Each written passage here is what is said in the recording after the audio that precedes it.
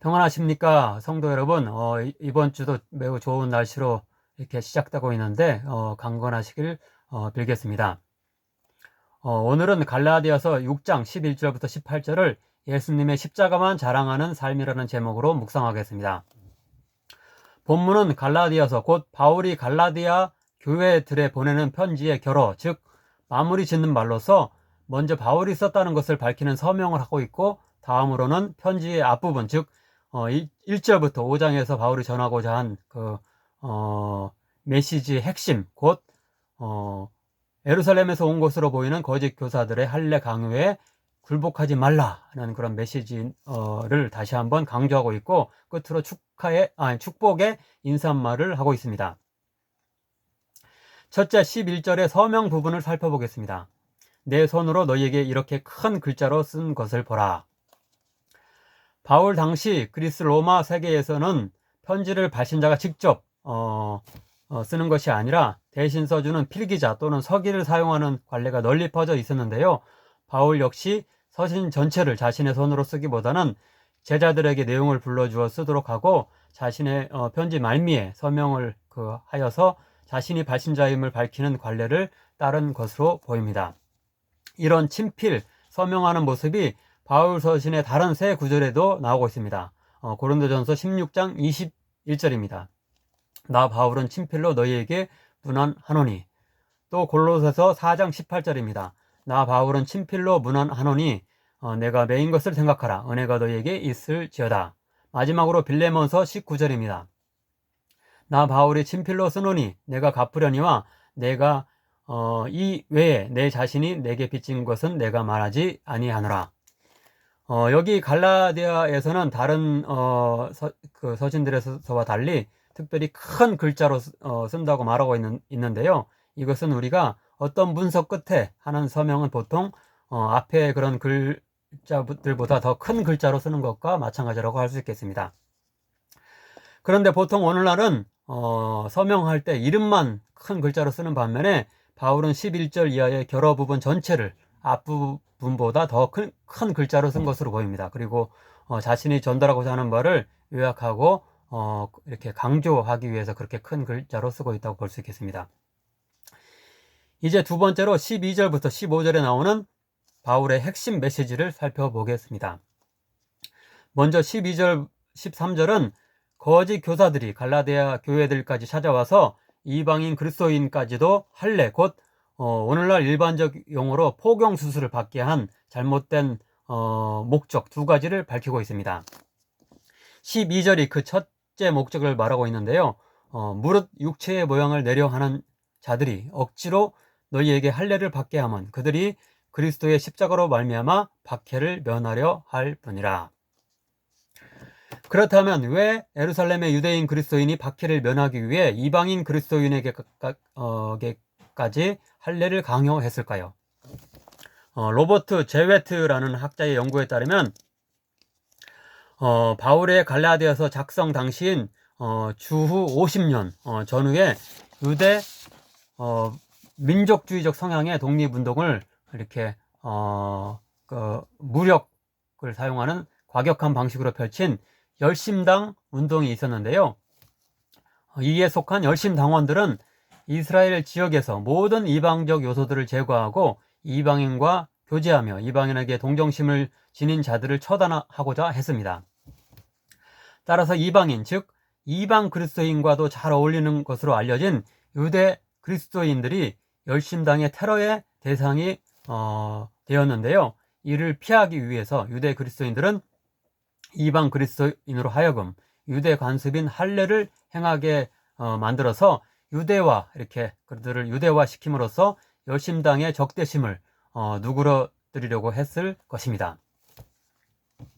이렇게 그들은 복음의 진리보다는 자신들의 안위를, 그런 핍박을 받는 것, 동료 비그리스도인이었던 유대인들, 열심당적인 어떤 그런 유대인들에게 핍박을 받지 않고 자신들의 안위를 지키기 위해서 유대인의 고유한 문화적 관습을 이방인 그리스도인들에게까지 강요하는 잘못을 범한 것입니다. 두 번째로 13절은 보다 적극적인 그들의 목적에 대해서 밝히고 있습니다. 할례를 받은 그들이라도 스스로 율법은 지키지 아니하고 너희에게 할례를 받게 하려 하는 것은 그들이 너희의 육체로 자랑하려 함이라. 즉 유대인 그리스도인은 소극적으로 열심당의 테러를 피하기 위해 어쩔 수 없이 이방인 그리스도인에게까지 할례를 요구한 것을 넘어서서 보다 적극적으로 열심당의 민족주의적 배타성과 선민의식에 동조하고 이방인 그리스도인에게 할례의식을 강요하는 일에 민족주의적 자부심을 느끼고 자랑스럽게까지 생각했던 것입니다. 그런데 13절 전반부는 그들이 실제로는 할례라는 율법만 지키고 강조했지 다른 율법은 잘 지키지 않았음을 드러내면서 그들의 이중적이며 이선적인 모습을 나타내고 있습니다. 즉 그들은 예수님 당시에 서기관과 바리새인들과 같이 율법의 보다 외적이며 사소한 규정들은 지키는 척 하지만 보다 중요한 율법의 핵심 정신은 망각했던 것입니다. 마태복음 23장 23절과 누가복음 11장 42절에 보면 예수님께서 화 있을진저 이렇게 외식하는 서기관들과 바리새인들이여 하면서 너희가 박하 회양과 근처에 그런 세부적인 어떤 그런 모든 것들에 있어서까지 그런 11조를 이렇게 계산해 가지고 그런 것들은 잘 드리는 모습을 보였지만 율법에 더 중한 바 정의와 긍휼과 믿음 그리고 사랑 하나님에 대한 사랑 이런 것들은 버렸도다라고 그들을 질책하는 모습을 보이고 있습니다.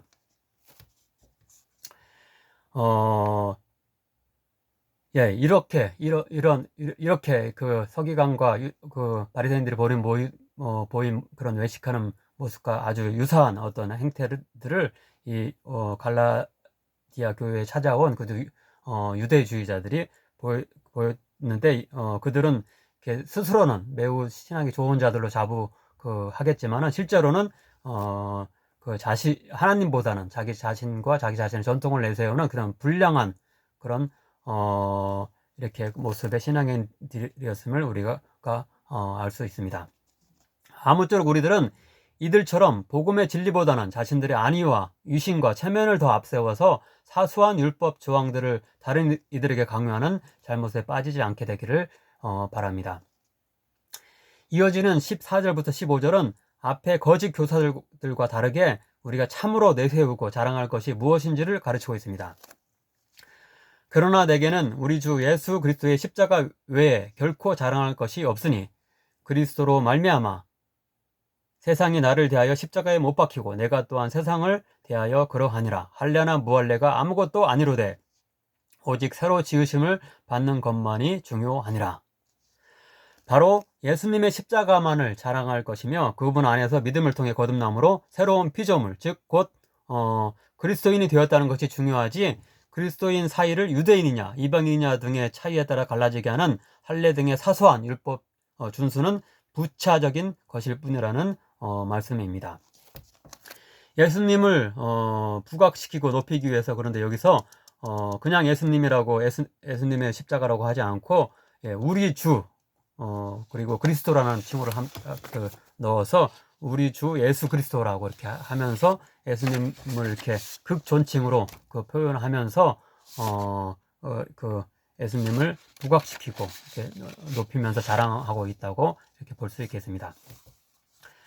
할례 등의 율법이 아니라 그리스도의 십자가를 자랑하며 그 십자가의 대속 사역에 대한 믿음으로 인해서 그렇게 된다는 그런 동일한 교훈을 주는 구절이 빌립보서에도 우리가 잘 나타나고 있는데 더욱더 감동적인 구절로 우리가 생각할 수 있기 때문에 한번 주요 부분을 발췌해 보도록 하겠습니다.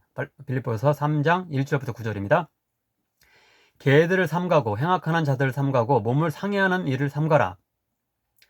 그리스도 예수로 자랑하고 육체를 신뢰하지 않는 우리가 곧 할례파라. 그러나 나도 육체를 신뢰할 만하며 나는 율법으로는 바리새인이요 열심으로는 교회를 박해하고 율법의 의로는 흠이 없는 자라.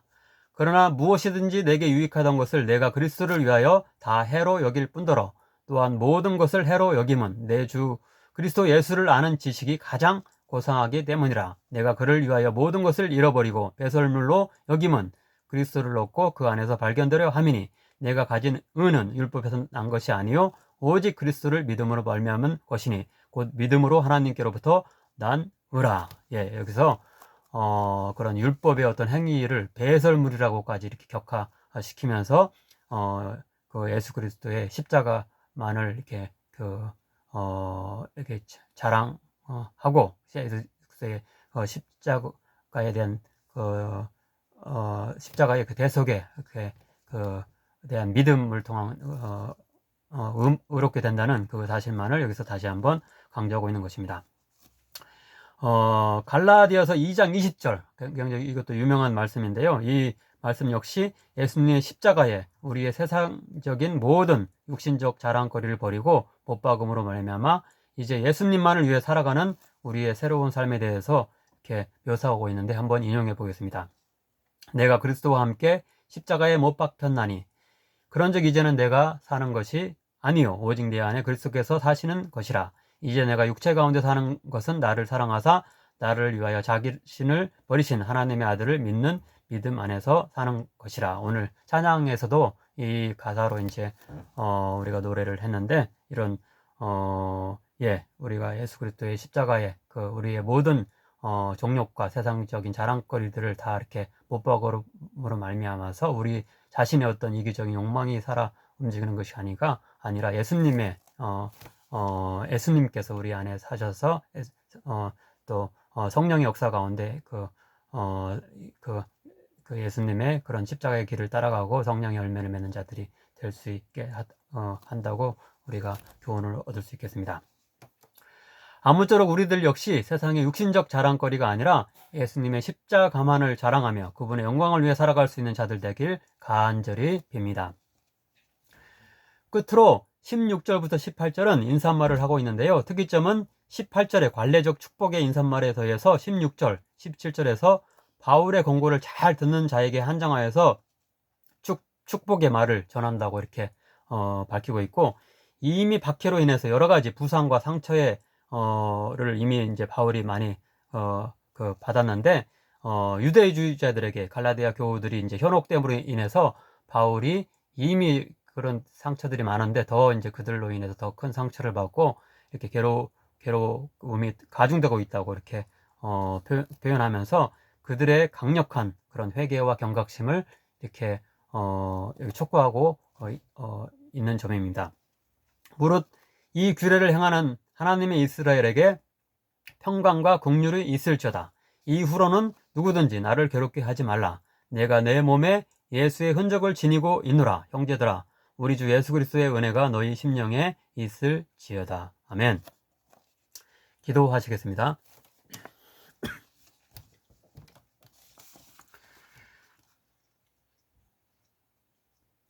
사랑의 하나님 아버지, 감사드립니다. 약 2주 동안 갈라디아서를 함께 묵상할 수 있도록 하시니 감사드립니다. 율법의 행위가 아니라 예수님의 대속 사역에 대한 믿음으로 의롭게 된다는 사실을 다시 한번 깨닫게 하여 주심을 감사드립니다. 또한 할례와 절기, 음식법 등의 율법을 강요하는 일이 이방계 그리스도인의 자유를 억압하고 유대계 그리스도인과 이방계 그리스도인 사이에 분열과 다툼을 가져왔음을 알게 하시니 감사드립니다. 오늘에 있어서도 교회 안에 자신의 교파와 교단, 인종과 성별과 계층 등에 따라서 새로운 율법을 규정하고 자랑하며 강요하여서 차별과 분열을 일으키는 모습이 있음을 고백합니다. 어떤 율법과 공로가 아니라 믿음과 은혜로 의롭게 된다는 사실을 늘 기억하게 하셔서 다른 교우들과 그들의 다른 전통과 관습도 존중하게 하시고 내 강점만 내세우는 것이 아니라 타인의 약점도 포용하여서 온전히 하나 되는 주님의 교회 되게 하소서. 오늘 본문 말씀에서와 같이 육체적이며 세상적인 안위와 체면, 우월함을 앞세우고 자랑하는 자들이 아니라 그것들을 배설물로 여기며 주님의 십자가만을 자랑하는 자들 되어서 때로 고난까지도 감수하며 나 자신은 비록 상처받더라도 다른 이들을 세우고 주님의 영광을 위해 사는 자들이 되게 하소서. 또한 이렇게 십자가의 길을 따라가는 자들에게 약속하신 주님의 평강과 긍휼과 은혜를 우리의 영육 가운데 누리게 하소서. 예수님의 이름으로 기도하옵나이다. 아멘.